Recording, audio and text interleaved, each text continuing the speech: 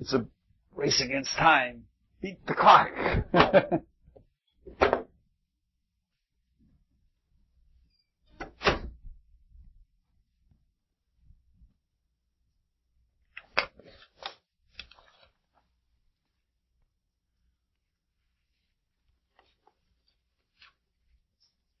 Well, this will be our last section on Demeter and Persephone. And we've got to look at the story, tell the story all over again. Otherwise, we'll just be talking ideas and no story. Demeter is a mother, barley mother, and as a mother, she has the character of a mother. Mild, gentle, caring, soft, and protective. And only when she's protective is the only time that she's fierce. However, she had to become a mother. And to become a mother, she had to participate in union. And being a goddess, she did that fully. And she enjoyed it, but her purpose was fertility. It wasn't wanton affairs like Aphrodite, but she entered into union to have children. She did with her brother Zeus, and they had Aeacus and various different people. Also, as a mother, she had to suffer sorrow. All mothers suffer sorrow. And being a goddess, she was vulnerable in few places for suffering sorrow. And the only place that she was really vulnerable was with her daughter, Kor. A mother is always very vulnerable with her daughter, probably because they have that really strong etheric tie that hangs on longer than the tie with the father. It makes it more difficult for women to become, or those in a woman's body to become completely independent, because they have this natural tie and they hold things together. It's probably also why they're more peacemakers. It's because they recognize the togetherness of us all. Now, mothers learn to never let their children unwatched, and even though her daughter was a goddess, and even though she was a maiden, in fact that's what her name means, Kor means maiden, she was not to be left unwatched for even a moment. And when she did leave her child unwatched for a moment, Hades took the way that all men take, and in their external separation, the manifestation of unity is a very external thing. Otherwise, why would men fantasize at pictures and objects, right? So Hades lusted after her and found a way to get around the difficulty with his brother and his sister, and he rapes her and takes her down into the underworld. Because Demeter was very attached to her daughter, and because she did everything wholeheartedly, she entered into union wholeheartedly, did all of those things like that, she grieved wholeheartedly. She grieves to the maximum, to the number 9, because the number 10 is a repeat of the number cycle, so for 9 days she grieved.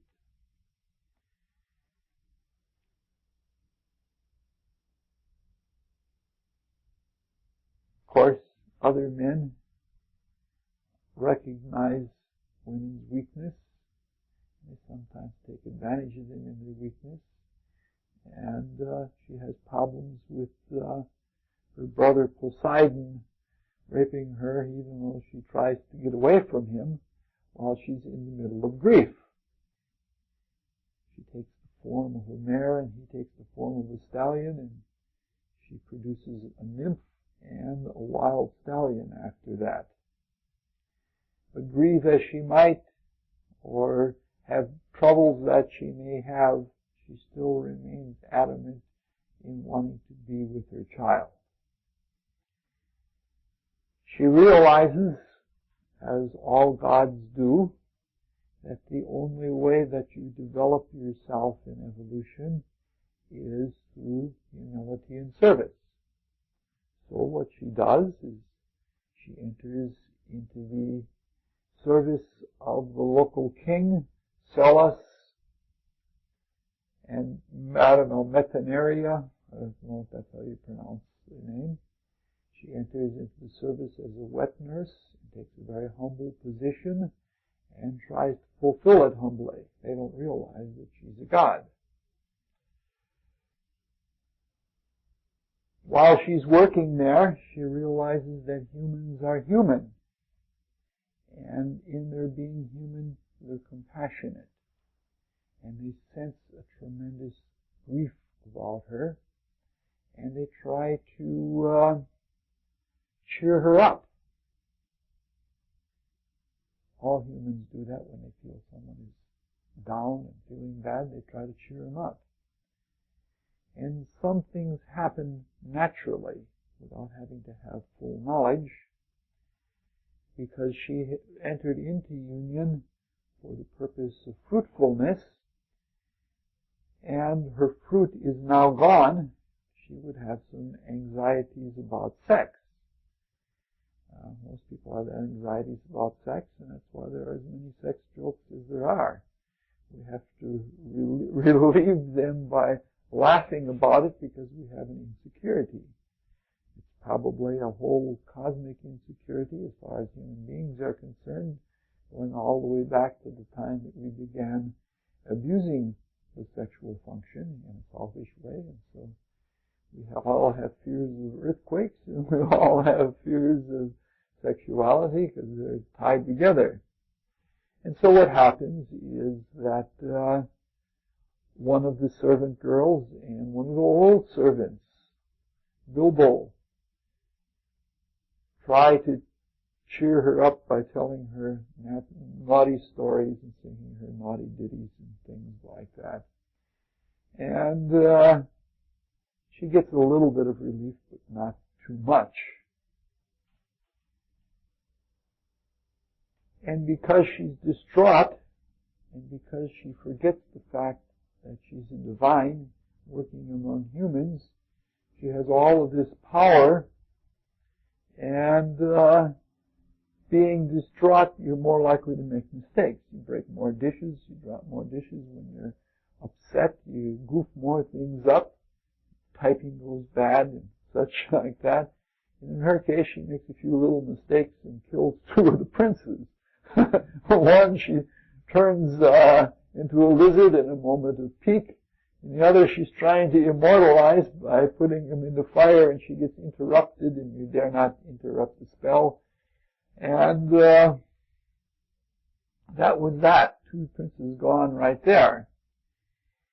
Eventually, her patience pays off, because by hearsay, from witnesses, sort of witnesses, the sons, the pig herd, the shepherd, and the cattle herd, the three of the sons of Celis, she hears about someone being abducted, and she follows her intuition, as you can always understand the truth of a rumor by following superstition. I think the Jungians are perfectly right in saying that rumor is a manifestation of everybody knows what's going on in the subconscious, only they speak it out because they're not given the facts, and they speak out what's going on in the collective subconscious of the community. However, they speak out more things that are in the subconscious than actually come out as fact in history. But at any rate, she comes up with some evidence, and she confronts Helios, who has witnessed the rape, and he says, yes, it is so. And now she really becomes disconsolate, and she becomes adamant, and being in a feminine body, she does what feminine people do, or feminine beings do. masculine being would go to war. She'd go right straight to Tartarus and battle with Hades and fight it out. But being a woman, she does something else. She withholds life and she withholds love. And the earth begins to wither. This is the same story, different way of telling it. And the earth begins to wither, and she keeps on holding out, and the gods soon realize that something has to be done, and so they have to, in effect, litigate a solution. And it's not illogical, the fact that marriage and litigation and open enemies are all ruled by the same house, shows that we're tied together and where justice must come to the fore. And the gods begin litigating and politicking. However, she's a really tough cookie and she won't give in to flattery. She won't give in to gifts. She won't give in to anything but the return of her daughter. And because she loves her daughter, and we know from the Bible that love never fails, she gets her way. And her daughter is to be returned to her on the grounds that her daughter hasn't eaten any of the food of hell. And her daughter, being an innocent young maiden, despising the rape, you can understand that being raped, she would not feel too comfortable being in that kind of position. And she's about to leave for the upper world when there's somebody who says, what is his name? Far away from the real notes here, or from the old notes. Asclepius. Asclepius says he saw her open up a pomegranate and eat 7 seeds. He must have been pretty close by. And he says he's going to stand as witness to it all. And this puts Demeter in an even more horrible place. She's going to get her daughter back, but now she's going to lose her daughter. But she still remains adamant, and she doesn't want to lose her daughter altogether. And there's more litigation until it's decided that she will have her daughter for 9 months of the year above the earth, and then 3 months of the year below the earth. And her daughter will be now called Persephone instead of Kor. And the daughter is very greatly changed. Show me anybody who's undergone a rape, and I'll show you somebody who's very greatly changed. And she comes back a different being, and she comes back with more of a hell-raising disposition. Her name, Persephone, means bringer of destruction, and the 3 months that are associated with her queenship in the underworld are the 3 months that are associated with death and destruction and everything in the earth. So, she gets her daughter back, but she can't have everything. Nobody, not even the gods, can have everything. Only the Almighty wins everything, because the Almighty surrenders to everything, and only the Almighty completely wins. And because these are immortals, it isn't a story that happens once. It happens again and again and again, and the cycle goes on and on and on. After it's all over with, at least in the story rendition, or if it were as a single story, Demeter is as richly rewarding to Celes and Methenea as she can possibly be. She grants them all kinds of rich rewards. The most rich being, she teaches her worship to Triptolemus and makes him an agriculturist, which means makes him a hierophant and a teacher of the mysteries. Okay, she gives the fig tree and a bunch of seeds and a number of other things, but that's basically the story. The story as we have looked at it in the past.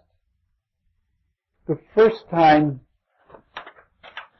we went through the story, we just made commentary on little passages of the story.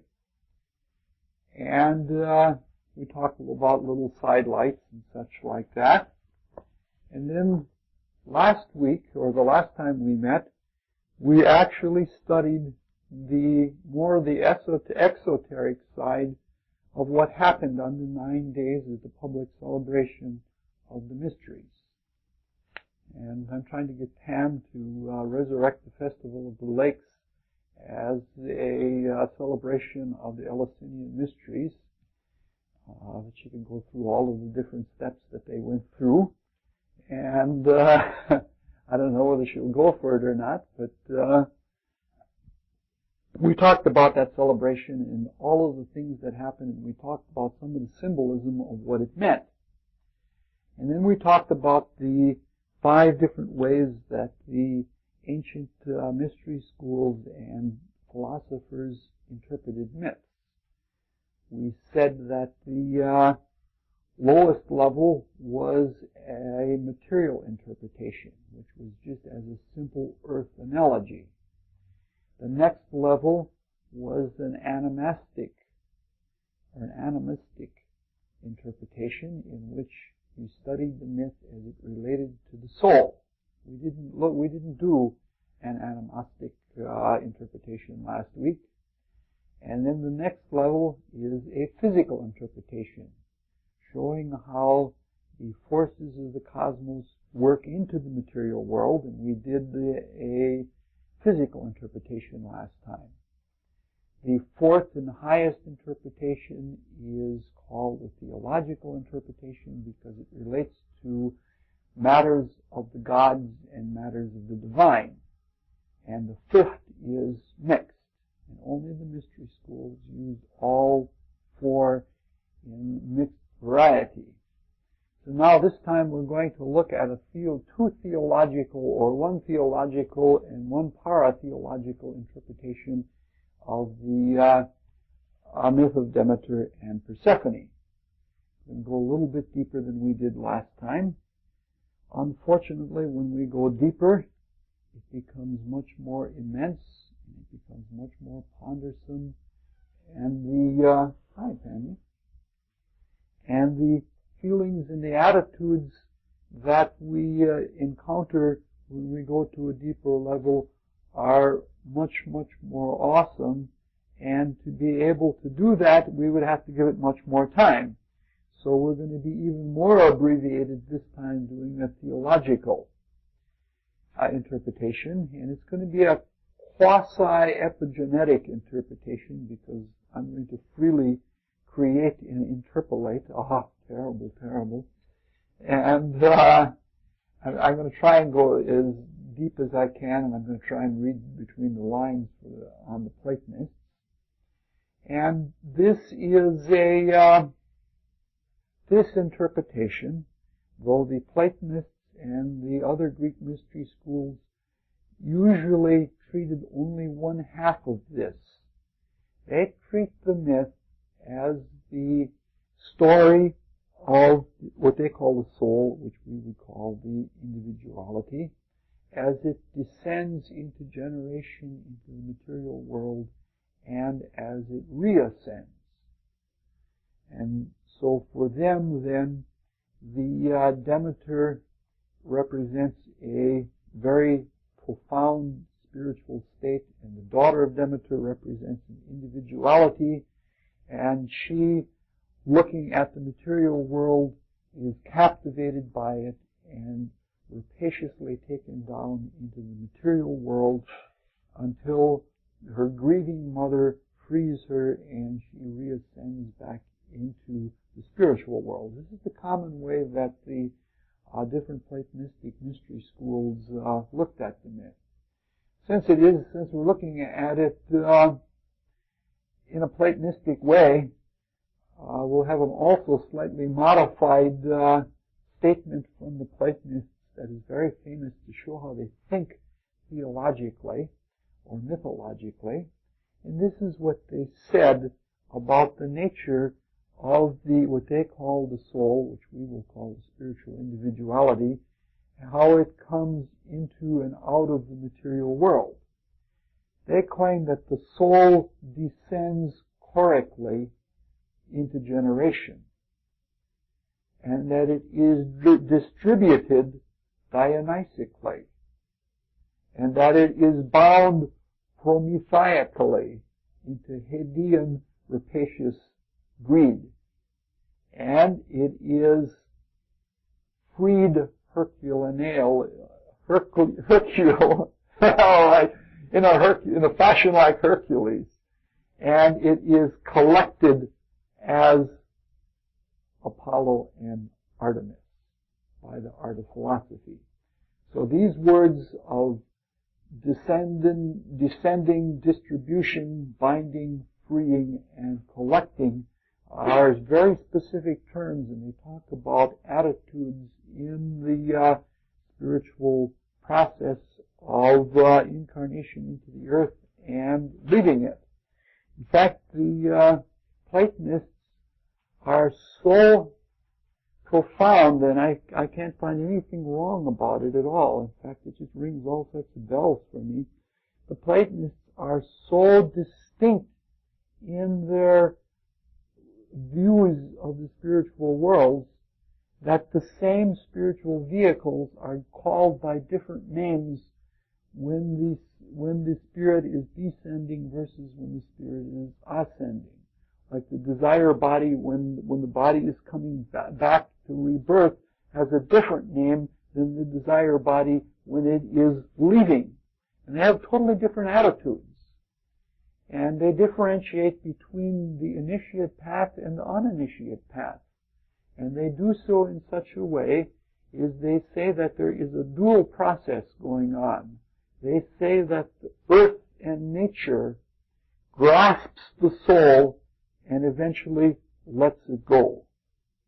But that there is at the same time the soul or spiritual individuality grasps the earth and then frees itself.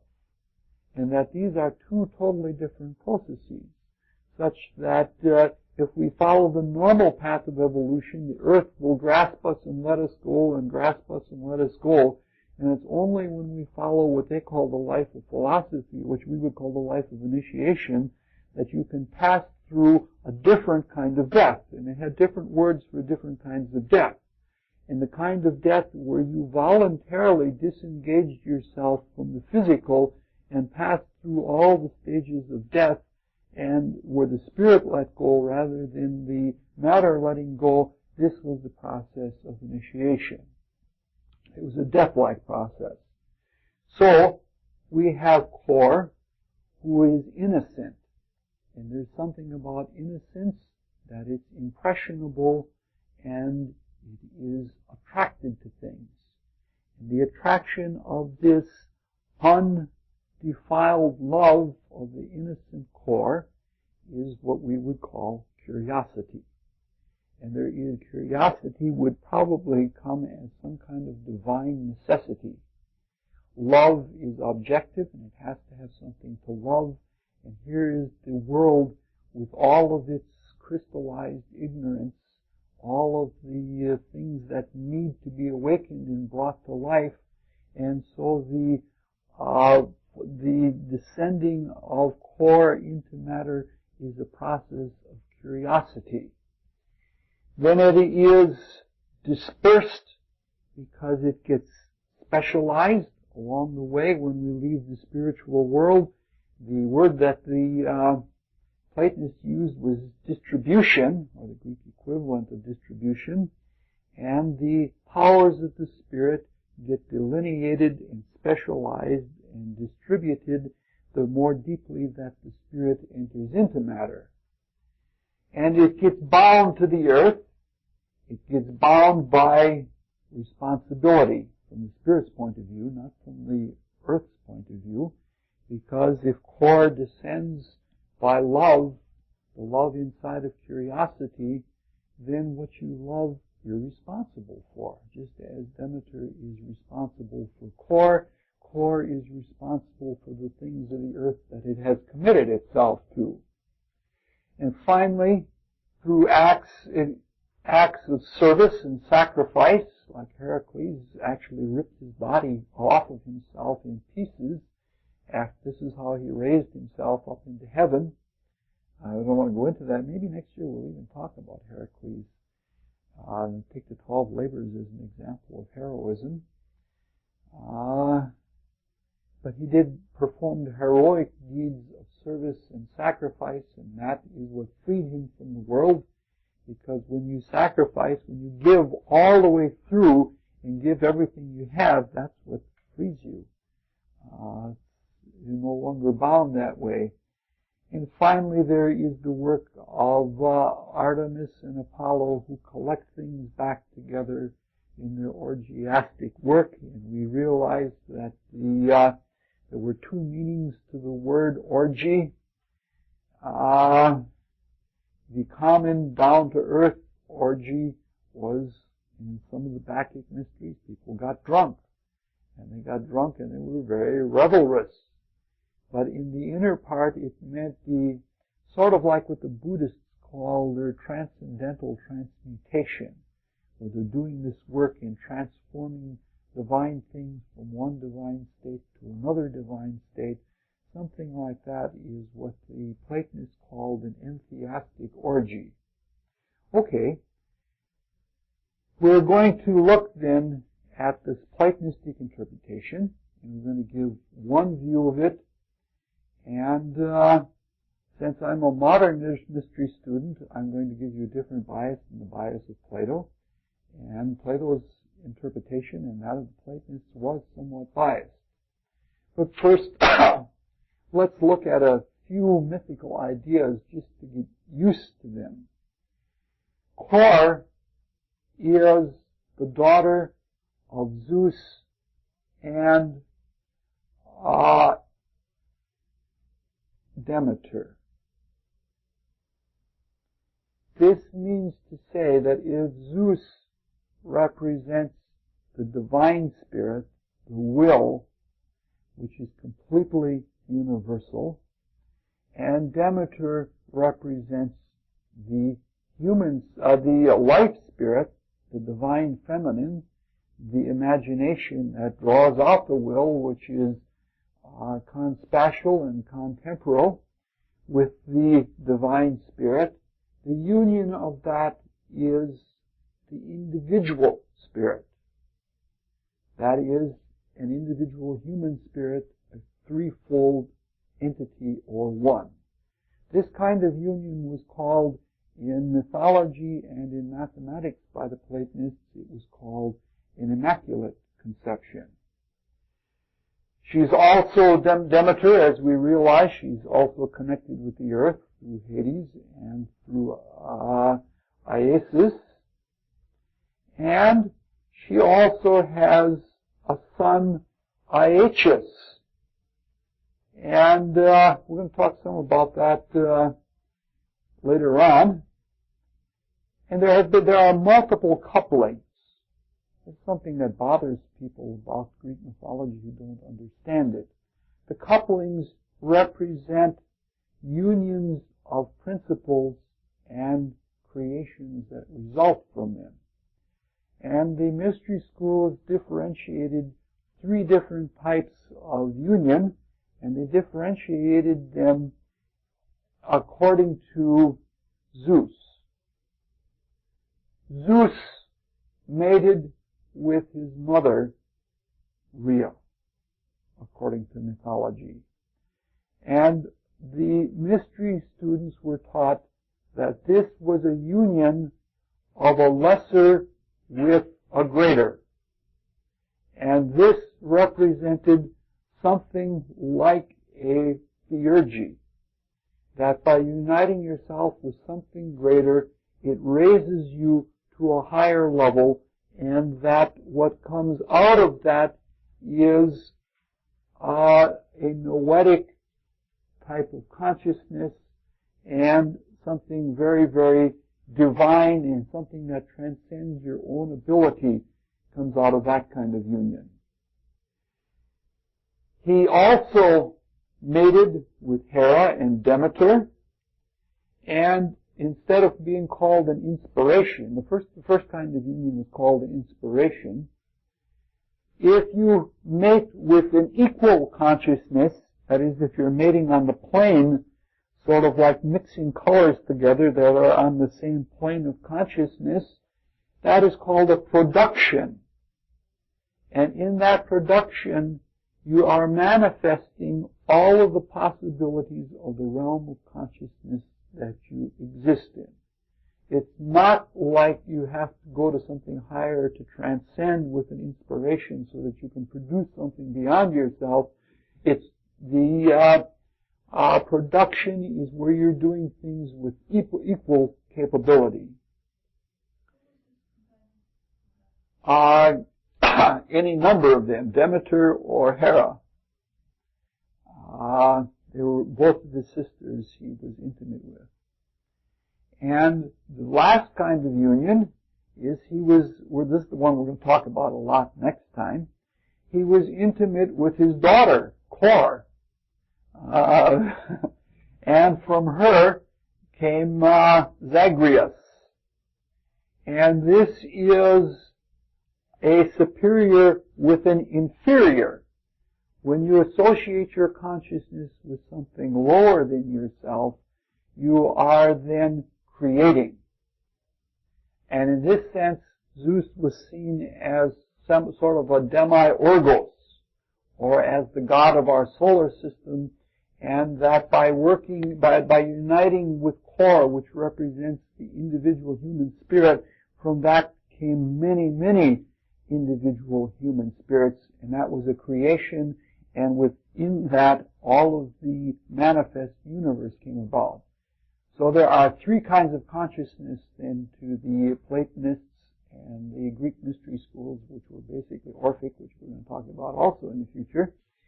The first kind was inspiration, association of consciousness with something higher, production by manifesting all of your abilities on the plane that you're on by uniting with equal principles, and then creation by uniting with something lower.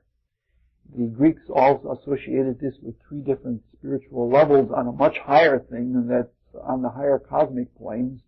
They associated with the noetic and the noetic and noeric and the noeric, and they're each three different kinds of consciousness. Okay, in this case, we're just going to look at the union of the divine spirit and the life spirit to produce individual spiritual entities, which the Greeks called souls. Now, the virgin maiden needs experience. One doesn't say that in a sexist way, but the maiden soul needs experience to become fruitful, and needs that to become creative, and needs to become creative to feed its parents. This is part of the basic part. There's always in creation, there's always a gratitude. Because we have the opportunity to participate in this great work, our parents, be they spiritual or material, give us, they bestow us a very great gift. As a consequence, their consciousness and their creative powers working in us, as we become like them, or as we come into our own, we feed them. Because the transcendent, as we said of love, needs experience, and it needs things to be created, but it can't do that by itself, and that by producing children, the children feed the parents. This is a notion that has very much entered into human culture, and in some cases has been very much taken advantage of. In some cases it was necessity. Sometimes the only way you could survive in the world is to have a big family. So there is this divine love, and this divine love, you could say, is the self-love, because in the generation of an individuality, what you're doing is seeing all of the universal principles that are all over the cosmos. You see them now reflected into a self-conscious being, into a self, into an I am kind of consciousness. And this love of creation carries on to the child, and as we said, that love is called curiosity. It needs something. There's sort of like an unconscious drawing power within the ignorance of nature. I believe that Socrates was right when he said that the underworld is not a place to be abhorrent of, but that the underworld is a place that's filled with treasure. You know, like spelunkers or miners or people like that. I had a friend that he walked across the Catalina Mountains in Arizona at one time, and he ran into an old-timer that was 80-some years old. And every day he went out and he prospected for gold and kept the mule and smashed holes in the ground with those big rods like that and dynamited and kept looking for gold. And he would he'd lay in bed at night and he'd dream about where he was going to find gold, and the next day he'd wake up and he'd be out there charging out at sunrise. He was 80 years old and he was in magnificent health, and he was, in some ways, he told my friend, he says, I think my life is a failure because I haven't found gold. And it was that kind of a thing. So this draw, if you see it from the bias of someone who is longing to be in the spiritual worlds, this drawing power of matter with all of its wealth in it, for somebody longing to be back with the divine lover, is seen as a rapaciousness, as a greed that the soul is abducted. And it's sort of like saying, oh, my mother's child was taken away from me. And this is the way the Platonists looked at it. I don't think that's quite exactly the way to look at it, but it's something that is appealing, or there is a good amount of truth in it. There were flowers at the scene of abduction, which represent, and they were left scattered on the ground, the handful of flowers that she had. And that means the loss of innocence, because flowers represent a kind of generation that is done completely in innocence. It's either the wind or the insects that do the pollination, and they become fruitful in complete innocence. Okay, now we're set to talk a little bit about the interpretation. We're going to go back to some of the things that we talked about with the 9 days of the outer celebration of the mysteries. But we're going to talk about the ladder or the highway to heaven. We got to throw something Hollywood in there. First we have the Milky Way, or it's called galactic consciousness. And we have the realm of Saturn, and we have the realm of Jupiter, and we have the realm of Mars, and we have the realm of Sun, and we have the realm of Venus, and we have the realm of Mercury, and we have the realm of Moon, and finally we have the sublunary sphere of the Earth. And these represent the nine steps on the ladder of the gods. And if you're descending, the moon is seen as the deadly eighth sphere, because after the moon you fall into generation. And going the other way, Saturn is seen as the eighth sphere, and you have to get beyond the idea of selfishness and the law to free yourself from the cosmos to get back to the divine. Okay. These can be, but I don't want to do that because it would get way too complicated. In fact, it would have taken me a few more weeks of study to put this all together. These different planetary spheres can be associated with different levels in the inner worlds. And, usually the etheric realm extends just beyond the moon and such like that. But I don't want to get into that. What I want to talk about is the stages of the mysteries that we mentioned last time. We talked about the 5 mathematical arts last time and what they were to the mystery schools, both to the Pythagoreans and the Platonists, and how they related to stages of the mysteries. First there is purification, sacrifice. I'm putting them generally in the area where they're associated with the apoptic. Is that right? Oh, there's another P in there. The apoptic, the investure,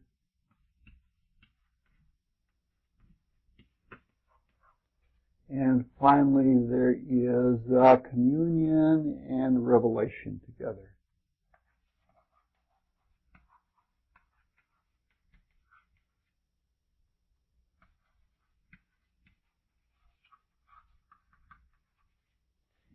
If you remember, in last time when we talked about the 9 days of the mystery, the first day was called Algermos. It was called assembly or synod. And if you remember, the thing that they were shown on the, we're going to look at this going down and going up. The last thing that they were shown physically as external symbols in the period of communion and revelation, they were shown 2 jars. And one of those jars was shaped like a sphere. Another of those jars was shaped like a cone. The one that was shaped like a cone was filled with the goods of the earth. And the one that was shaped like a sphere had implements that represented the divine as well as the generative forces in humans. Now, Plato in the Timaeus, which talks about reincarnation physically, reveals the meaning of these 2 bowls, and it relates to what we're talking about. Algermos, or collection, means that when you are in the state of divine consciousness before coming to birth, you are like the divine. Your consciousness is universal. And the universal spirit, which in each of the different dimensions was always perfect, was symbolized by the spherical bowl. But when it is time for reincarnation, there is a collection of thought, a concentration of thought. And then the spherical bowl gets pulled off center to the shape of a cone. In the modern Western schools, like the Rosicrucians, it's described more like a diving bell, that the center of concentration is at the pointed end of the bell, and then it just comes down through the spiritual worlds into the material. It's amazing how much the modern mysteries were there in the ancient mysteries, literally all there. So the purification that allows us to take the step from the galactic consciousness of that we all have in between lives, that purification is just like the word synod.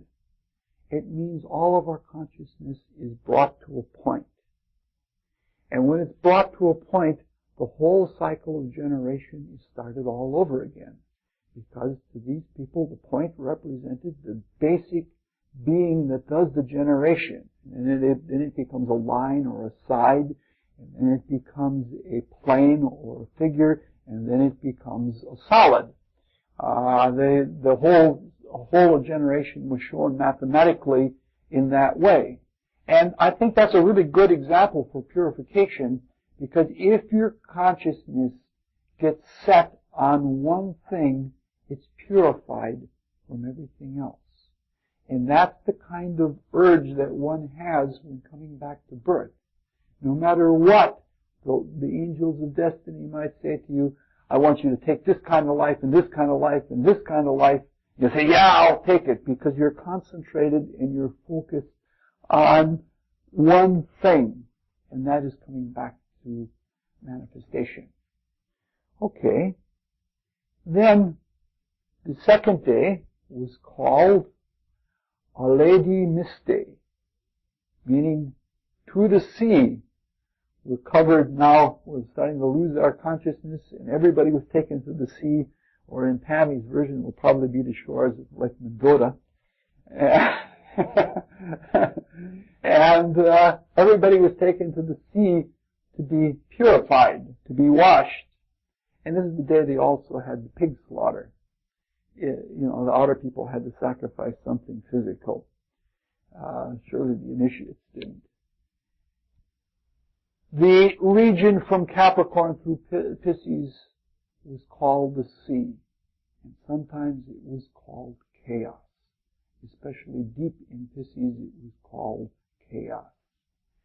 And Saturn was called the gateway to chaos. Each of the planets is associated with each of the elements at some time or another, and this is where Saturn is associated with water. This is like entering in. My burden of sin I drag behind me. Okay. I'll try to speed up a little bit because I don't want to get way too long. The sacrifice of the pigs. In one sense, the pig has always been considered the being of divine wisdom. Because they really get pot-bellied. In fact, Buddha was supposedly died from eating pig meat, from pigging out on pig meat. And the ancient knights, at night they were allowed to go into the temple with the gods, and they all feasted on boar's flesh. The reason for this is because in some ways animals are opposite from humans. What humans take out of the stream of creative energy that they have, and they even take it out of their fecal matter, the spiritual creative part, and that gets put into the head for building, again, this is the sphere, the head is the skull, is the spherical bowl, and it gets put into there for developing a center of intelligence for the manifestation of the spirit. Animals, with their creative energy, cannot yet develop the individual brain mind.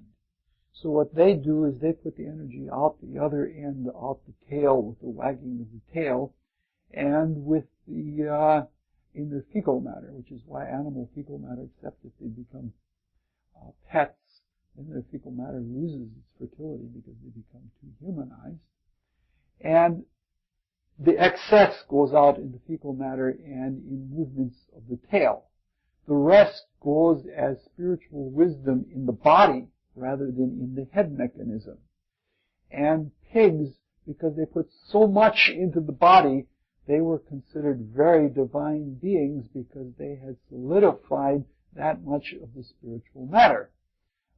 It's quite an interesting thing. It's interesting too because the pig then puts it all in the body and has a little tail. It has a very little tail. And you know that the pig has a corkscrew tail very often. Even the male pigs even have a corkscrew member, which is rather unusual. It makes for great caution. All right.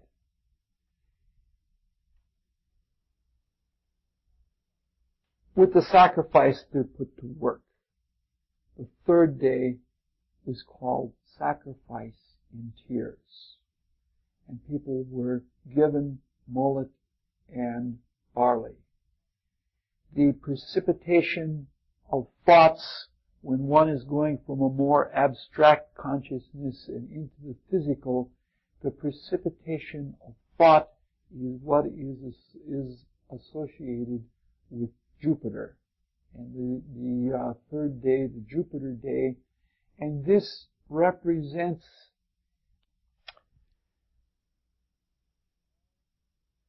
all thought as we know it in our sinful nature, having sunk more deeply into matter than was intended.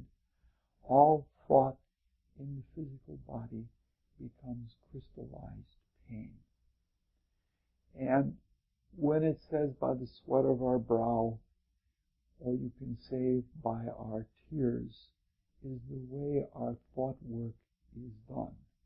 And the sacrifice that we make is by taking our creative energy and putting it into creative thoughts to produce not only our little world in the body, but in the world itself. And so these thoughts were associated with the grains of barley that were eaten. I even ate barley for supper tonight, just in honor of Demeter. And the fish, the mullet, were like the bladdered vehicles that had an internal equipoise, and the internal equipoise that comes from the cool, calm collection that is associated with being mentally self-possessed. You might say that this third day of the mysteries, as we've been hinting at and saying that the Gospels have all of the ancient mystery celebrations right in them, the feeding of the fishes and loaves is identical with what took place on the third day of the mysteries, thousands of years before the coming of Christ. The fourth day was called the Grand Procession. People carried baskets, woven baskets, and in these baskets were sesame seeds and carded wool and salt and pomegranates and poppies. And they also carried thyrsi, which were caduceus of mercury. They were wound with ivy being associated with Saturn and having to do with the history or the extension where point by point we go through an evolutionary process and remember it becomes our soul history. And instead of having serpents, they wound ivy, then saying that this is a process of a historical experience. And there was fruitfulness in that at the top of the thyrsi there were grapes, and also at the top there were bound little tiny pine cones. And the mystery students know that the little tiny pine cones were associated with the pineal gland, and that the grapes were associated with the fruitfulness that came from it, the grape being probably one of the more circular of all fruits.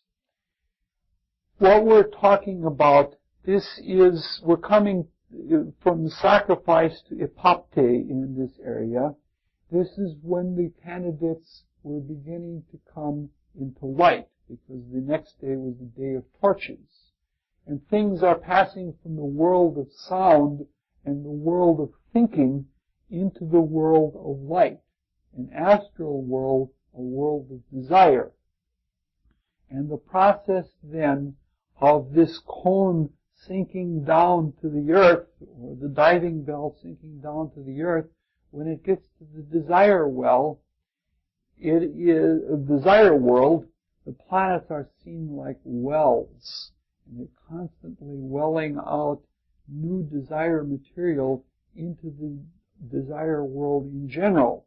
And as a person weaves the way along in precession, they it gets sort of, you know what the maypole is like, where different people with different color ribbons dance around the maypole, and they produce a wrapping, you know, so that it comes out like a barber's pole, color following color following color. And that is the sort of thing that the grand procession is like, and that is the way that our desire bodies or our astral vehicles are woven by us orbiting through or proceeding through the outflows of desire material. And we're born at a time when, you know, when the desire material coming into the world is most suited for us. We're born in our times. I think I'm going to talk about, I'm going to skip talking about all of the symbols of all of the poppies and salt and things like that. The next day was the day of torches, and that is the coming to light and a coming to desire. And on this day is when the catechism was given. And it's just like it is celebrated now. It was celebrated then when a person comes into desire potency, because the desire vehicle is the manifest reflection of the human spirit, and the first possibility of I am consciousness comes at the same time that a person comes into desire potency. That is the time that the law of the cosmos in the spiritual sense is brought to a child, and this is the catechismal day. They're being brought to light, and they're being brought to realize, not in an intellectual way, but in a feelingful way, the principle of the manifestation of desire and how it works in our lives. Then we come down to the investiture period. And in the investiture period, this is the day when the statue of Aeacus is paraded around, and there was the brazen kettle beating, and there was the dancing, and toward the end there was the bridge and the sacred gate and the mystical entrances. Now, the desires are becoming more specifically desires for form. And in the lower desire world, the kinds of things where we draw things to ourself, the individuation process is coming more to a personality, and that pushes away. The drums were meant literally to provide this is what the Platonists claim anyway, they were to provide a psychic shield for things, that the sounds from the brazen drums put up such a hoot that nothing could penetrate that they didn't want to penetrate. The brazen drums also indicate the quality of sin that comes with the lower desire, the amalgam of copper and tin to produce the bronze is what is indicated there. Also, it's a time of grief, and it's also a time that there is sort of a frenzy of desire. And then toward the end, things start inclining to the material life.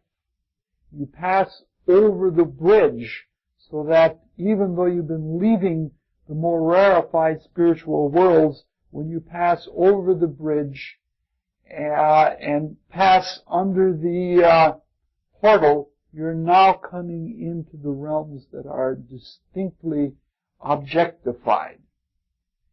The next day was the day that people played games for barley. And this has to do with Mercury is the fleet one. Most of the games were running. This has to do with the period that before a person comes to birth, very often that bell-shaped vehicle is ready before the parents are ready, and before it's completed, and it streams, or you might say screams around the earth, almost like a comet it's seen in the inner world.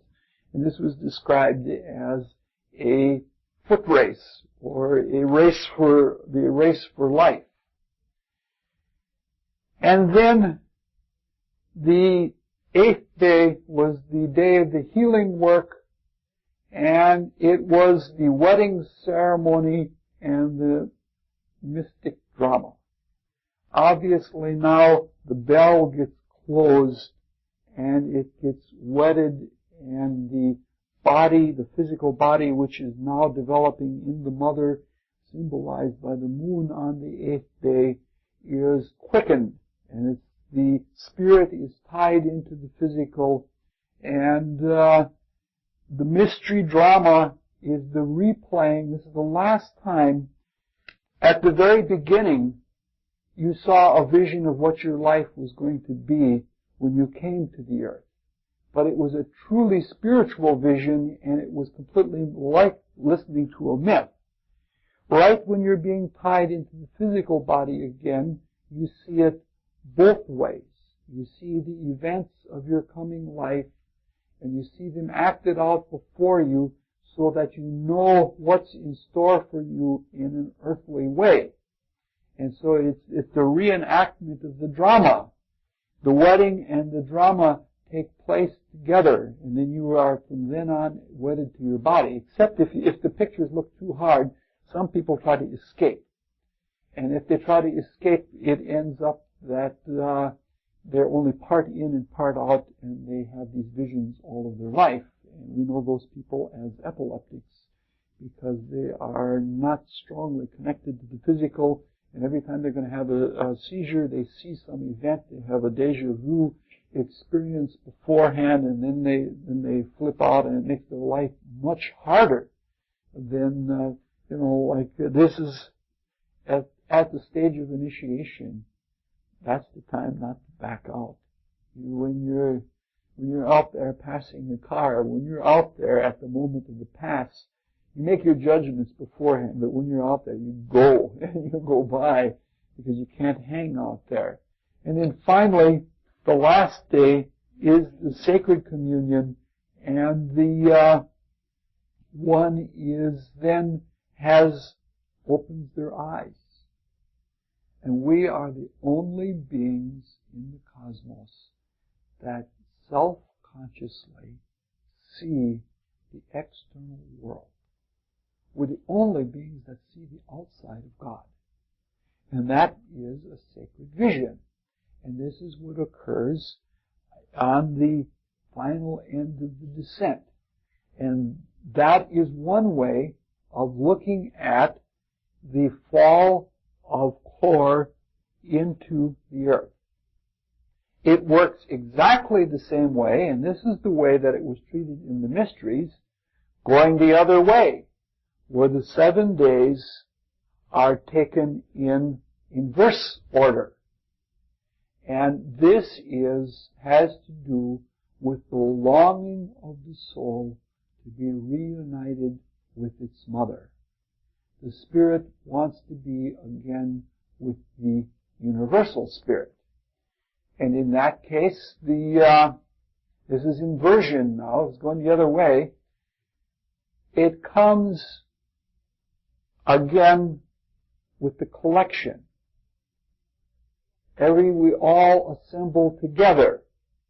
And only when a person realizes that we're all in this together, that we are all one body, and only when a person has come in their individuality to realize that that individuality is no different than any other individuality, are they ready to go through the death, the simulated death, and leave the body and return back to the spirit.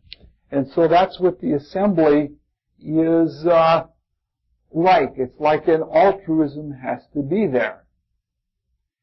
The sea of purification this is much more literal. The pigs will eat just about anything. They're the animals that root in the ground. The sheep, of the 3 shepherds, the sheep nip at things with their teeth, and they can only eat things that are above the ground, and the cattle tear things off with their tongue, but it's only the pigs that will root in the ground and eat, mushrooms of all things.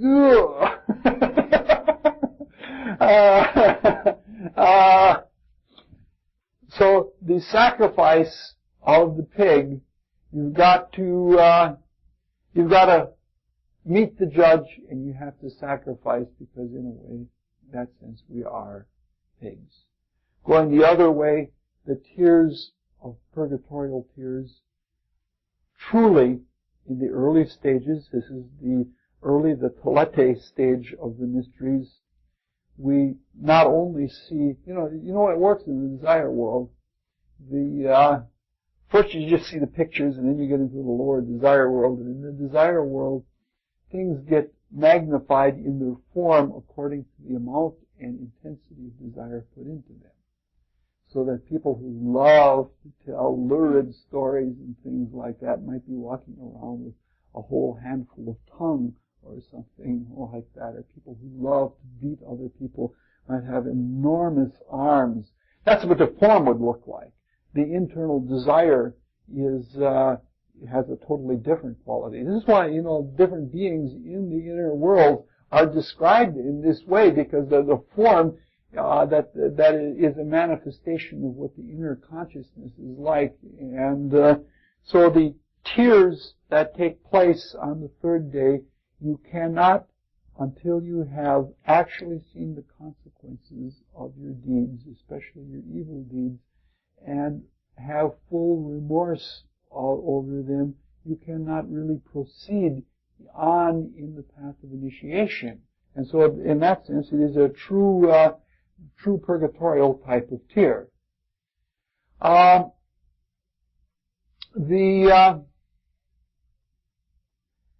All of the seeds and such in the grand procession represent the actual, as the stuff, how do I say it? As we take things out of us by the purgatorial process, and even the first heaven process, which is the same thing in the higher desire world, the essence that we take out, the energy that is bound up in the deeds, gets spiraled into the soul nature. And this is like that weaving procession. And the essence of the essence gets put into the seed principles, which is why the seed is there at the end of the purgatorial period. Then we rise to the higher world. It's the day of torches, and we're in the realms of light, and we see our beneficent desires, and things become, we're introduced to the world of art. Then we rise to the higher levels yet, to the beginning of the mental worlds.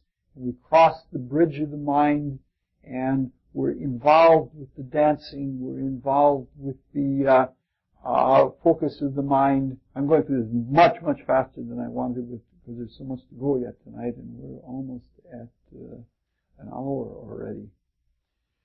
And finally, at the wedding and the mystery drama, everything is compounded into the inner being through the mind. And there is then the divine union with the true and higher self. And then finally, there is the communion and revelation where one sees oneself as one really is. And so the process of initiation, as seen as whether it takes one life or whether it takes many lives, is seen as the 9 days of rising up the planetary sphere, and the whole difference of the generation versus the death and resurrection that is done intentionally is attitude. That the path of the mysteries is all voluntary. that the sacrifice, you aren't just purged because the body is letting go and you feel those pains. You're purged because you voluntarily look at things. Because the path of initiation is a much freer path. Because at every step of the way, you are free and willingly and eagerly proceed along the path. All right.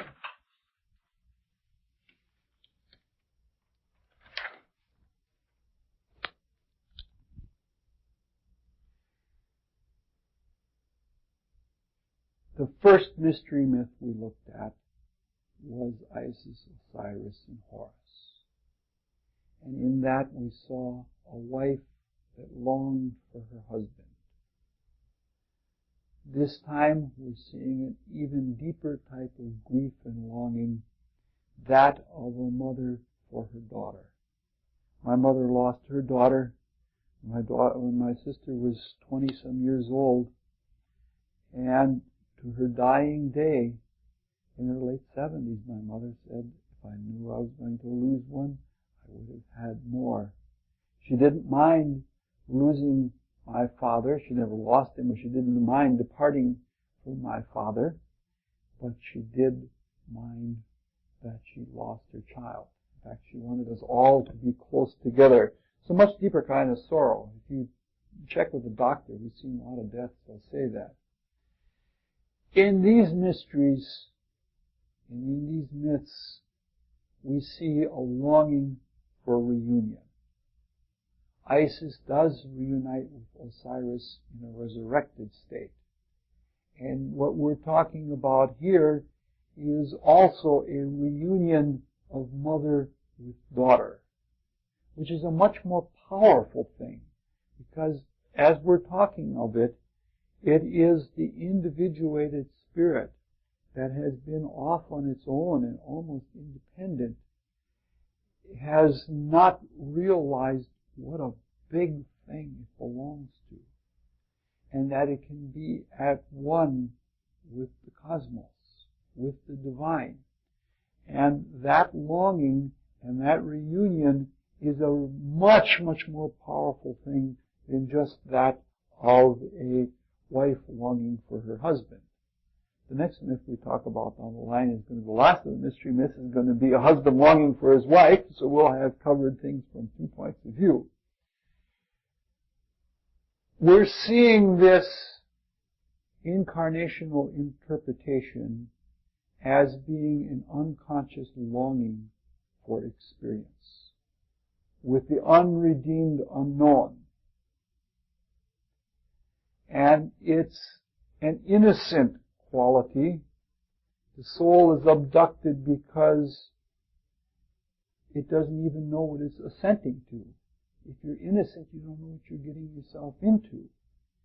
And then one is drawn into experience. One is purified from the universal spirit and comes into an individuality.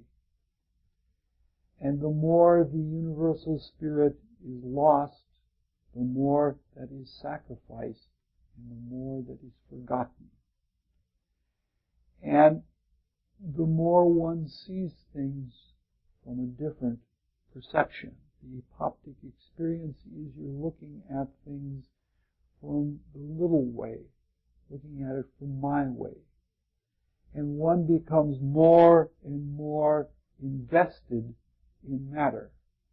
We become clothed in matter rather than clothed in divinity. And we have the revolution and communion with the world. Here we live until our work is fulfilled. Until the energy that the earth can hold us with lets go. And then we spring back. And we're loosened from the bond of the flesh. Now you can look at this as one single event. You can look at it in a biblical sense as the single event of all of humanity falling into matter and rising back out of it. Or you can look at it as the myth does, as a simple repetition of incarnation, death, and resurrection, and reincarnation, and dying, and it goes on and on that way. You can look at it cyclically, like you plow the fields every year.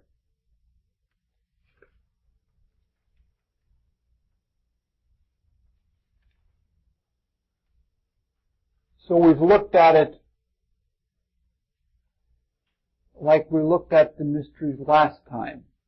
We said that the mysteries were celebrated on all different levels at the same time.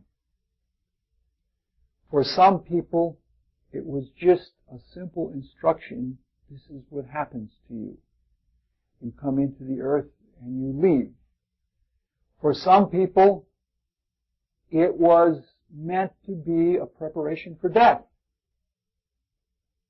For them to realize how you get into things, how you get back out, and how the attitudes change. For some people, it was a realization of the change of character from innocence to virtue. Persephone is virtuous because she's had experience. She's been down in the material world, and now the purity of love, or what she brings back, is virtuous and no longer innocence. In some ways you can see this as the call from the Universal Mother calling us. I don't think there's an individual alive that doesn't remember their mother calling them. Yes, and each mother had her own way of calling, and you know how that went. So we purify ourselves from baser motivations. We free ourselves from our self-limitations. We sacrifice all in joy and sorrow, and we rise. It's no wonder in all of this that as we're drawn back to the Universal Spirit, that the process of receiving initiation, the Platonists saw as receiving grace. They were graced for their efforts to relieve themselves from the bondage of matter, from the bondage of sin, though they wouldn't use the word sin, they would use the word evil. Now,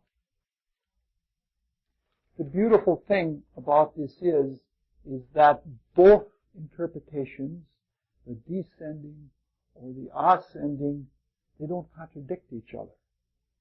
Even though they each have a different feel about them.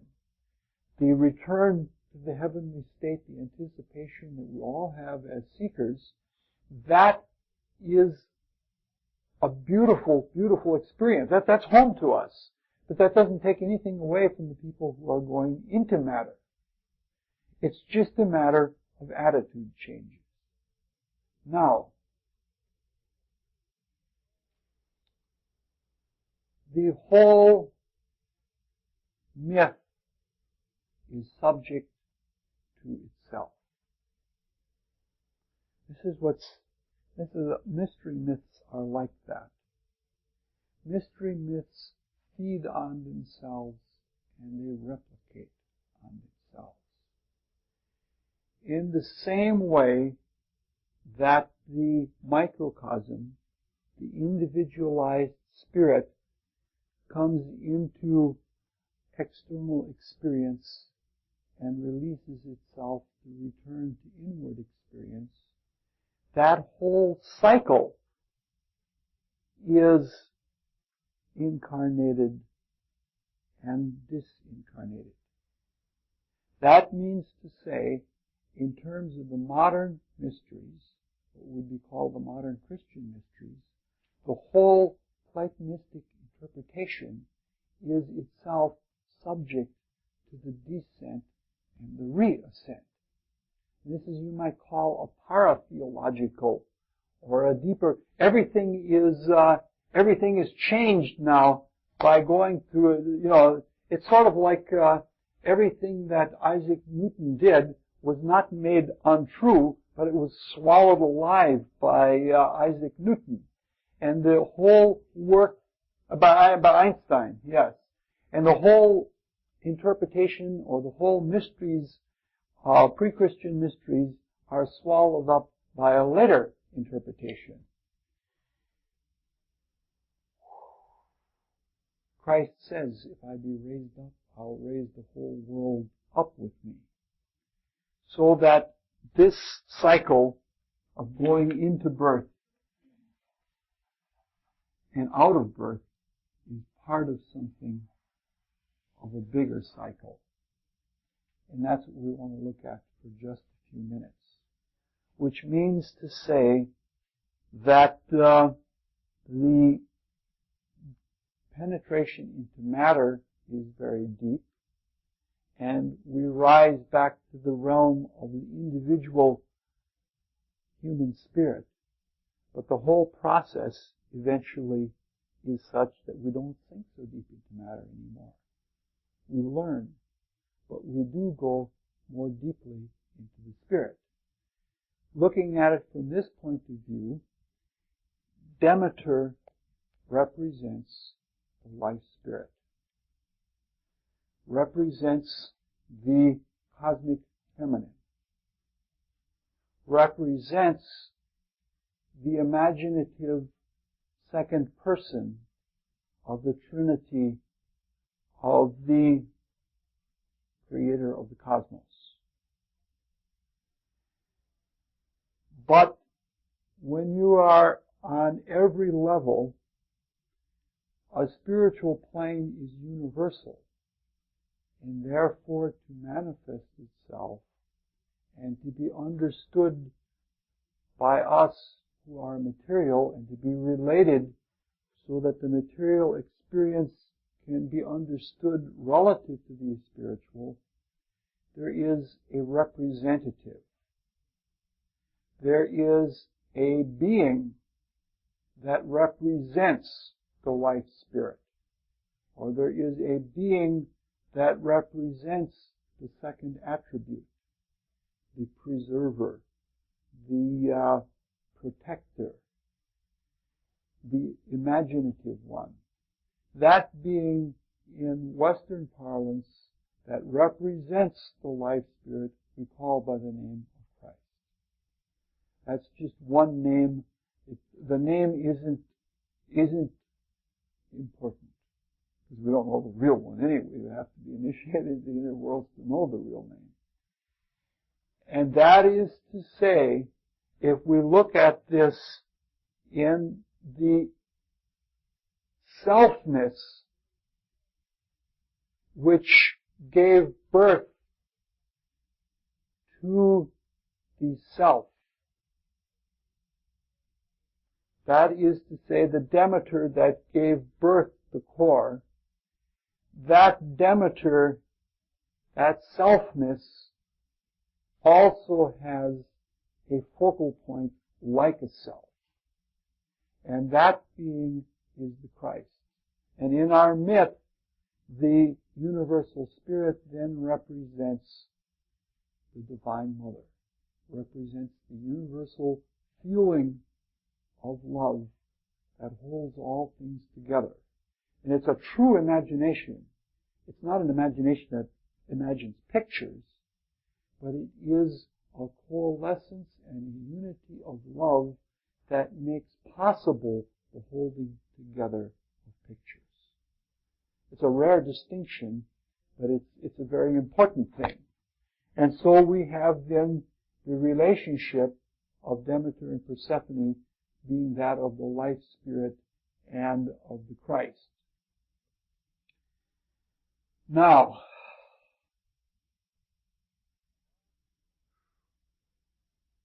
all of these things are symbolized. You can find them in the Bible, but it's very, very difficult to find in there.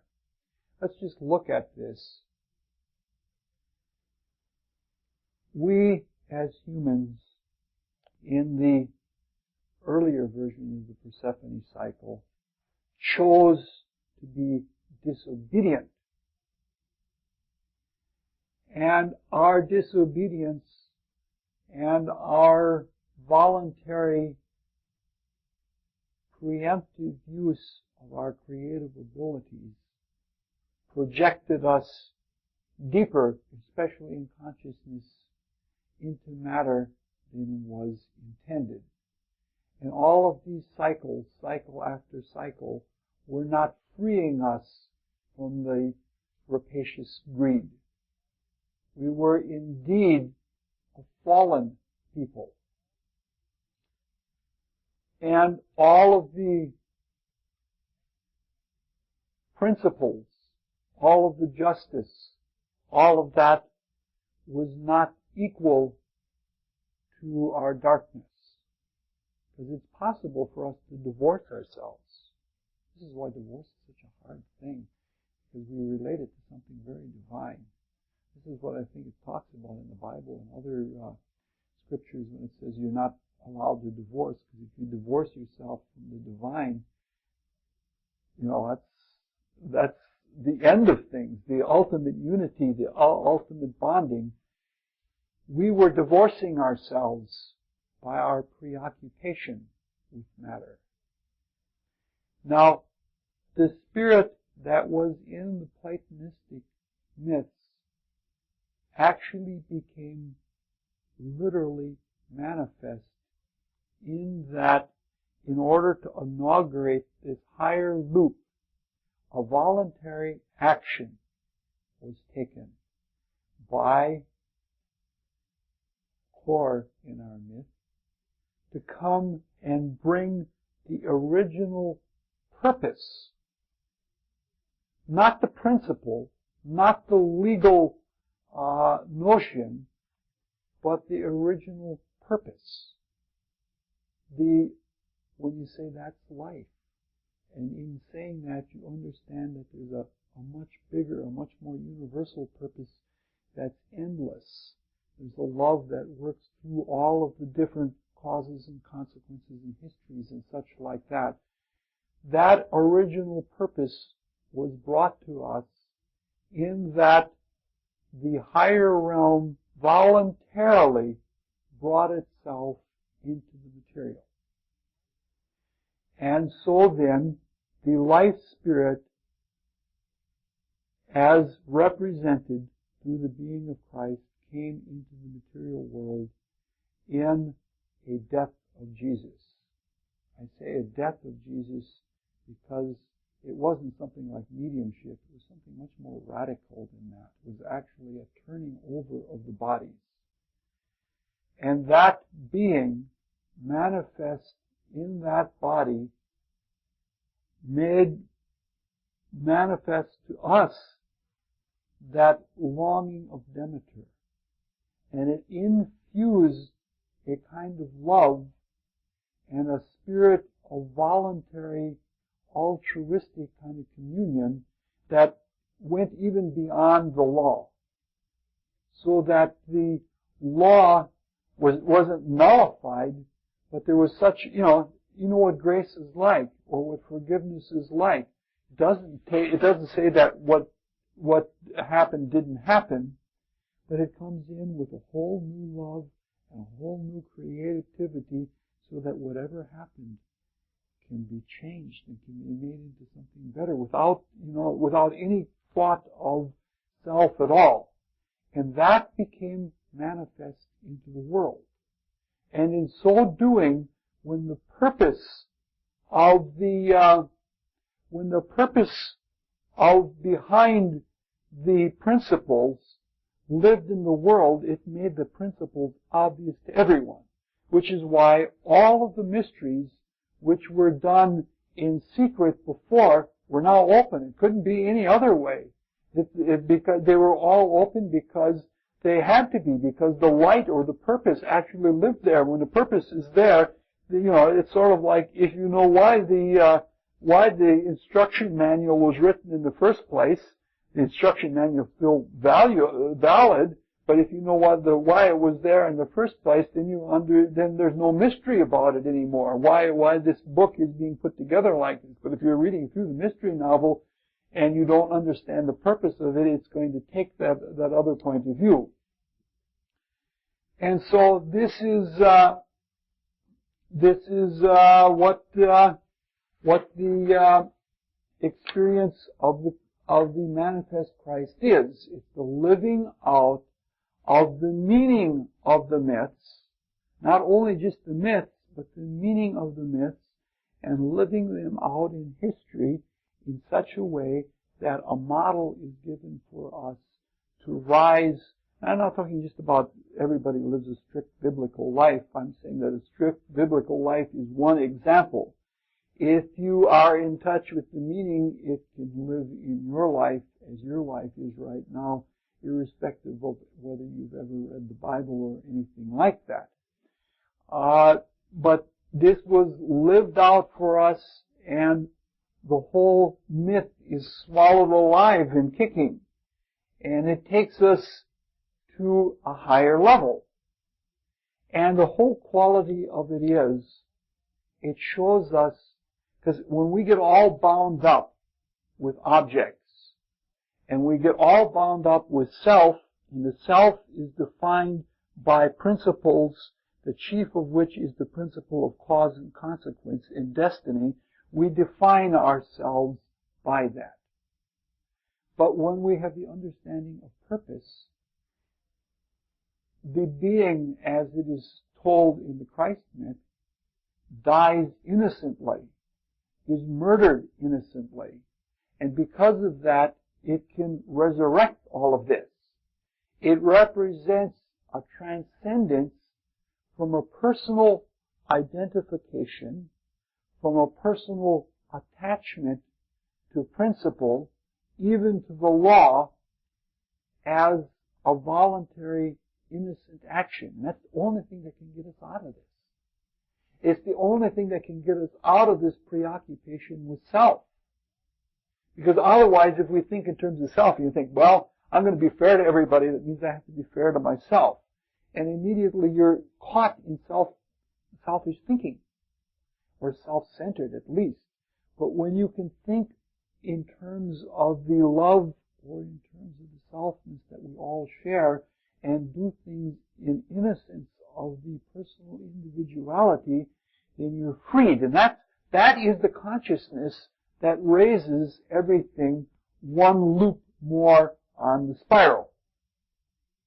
Now, the beautiful part about all of this is that in the same way that the cycle of Demeter and Persephone is repeated year by year, this is also repeated year by year.